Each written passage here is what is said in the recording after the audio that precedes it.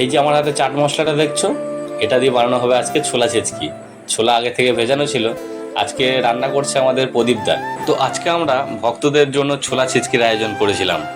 এই জলযাত্রার মাঝেই আমাদের মনে হলো আর দূর থেকে শুধু এই দৃশ্য দেখবো না, ভক্তদের জন্য ছোট্ট কিছু করব। তো নমস্কার বন্ধুরা, তোমরা কেমন আছো সবাই? আমি মিন্ময়, তোমরা দেখছো মিন্ময় ব্লগস 2.0। রান্না বান্না প্রায় শেষের দিকে, প্রদীপদার রান্না কমপ্লিট হয়ে গেছে, ছোলা ছিচকি তৈরি। এখন অপেক্ষা শুধু ভক্তদের, তারা আসলেই বিতরণ শুরু করব।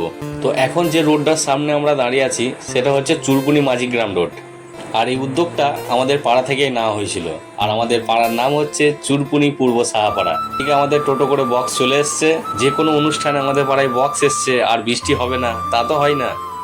তোমরা হয়তো ভাবছো এই কথাগুলো কেন বলছি আমি, বলার কারণ আছে। কারণ যতবার আমাদের পাড়ায় কোনো অনুষ্ঠান হয়েছে একবারও মিস যায়নি বৃষ্টি হতে। তো বাবা মহাদেবের কাছে একটাই প্রার্থনা, যে মানুষগুলো এত দূর থেকে বিশ্বাস নিয়ে এসেছেন তাদের জীবন যেন সুখ শান্তি আর ভালোবাসায় ভরে ওঠে।